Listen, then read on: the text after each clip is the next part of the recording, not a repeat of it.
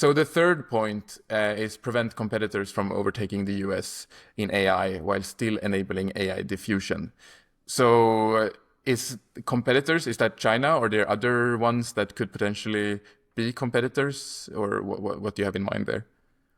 Yeah, I think I'm really interested in getting more detail and understanding in greater detail the logistics of the UAE, US AI deals that have just been happening.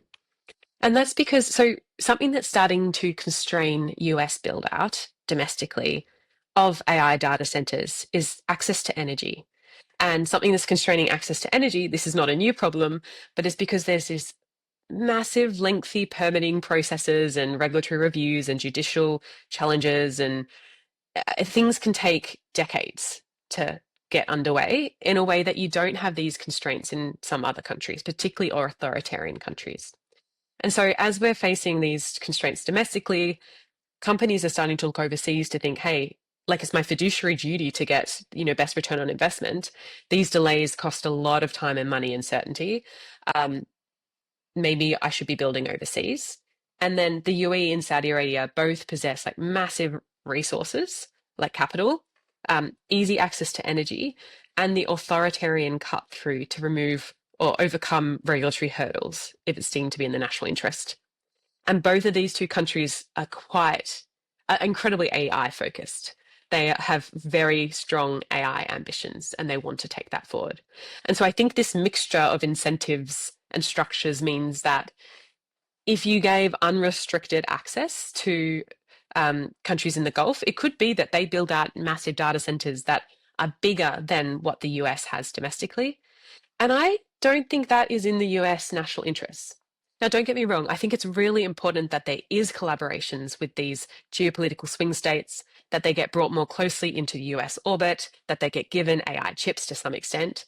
But I think the details matter. Like is it all in one single cluster, which could lead to one massive training run, or is it all owned by the same company? I think is heartening to me to see is that there are US hyperscalers involved, and that gives greater assurance and visibility of how the chips are used, managed, and preventing, adversaries potentially accessing it through the cloud.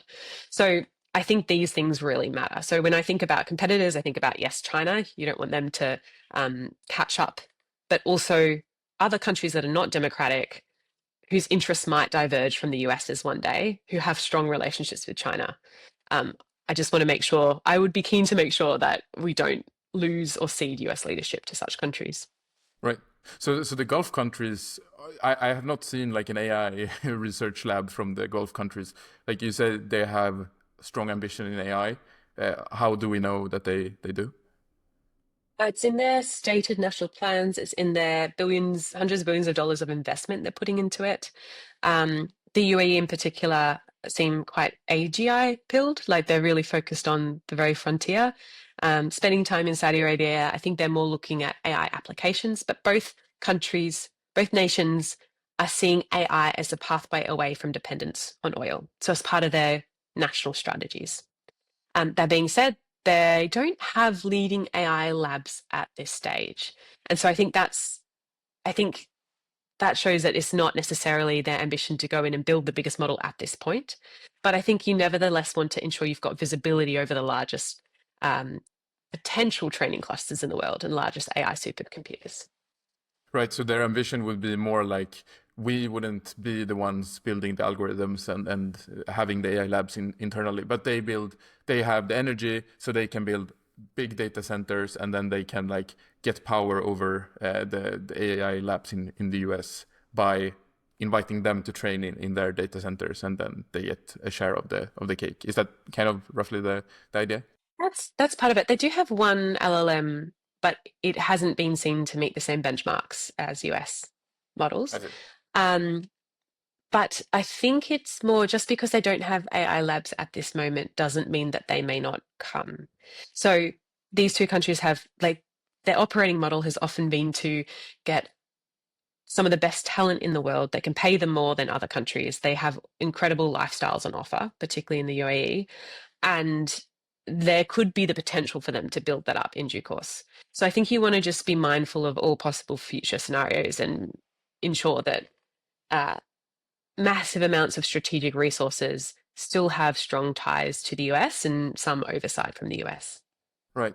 Yeah, interesting. Like a parallel is that I am a soccer fan or football fan. I can't believe I say soccer now that I moved to the US. But yeah. So in and they recently like the Saudi Soccer League recently scaled up their ambitions like 100x, and they just like buy all the best players and pay them like 10 times more than they would be paid in Europe. So maybe could we have something like that, that like they just like we have unlimited money, just like throw it all at the best AI researchers, pay them 10 times more than they get in the US, and just bring them here.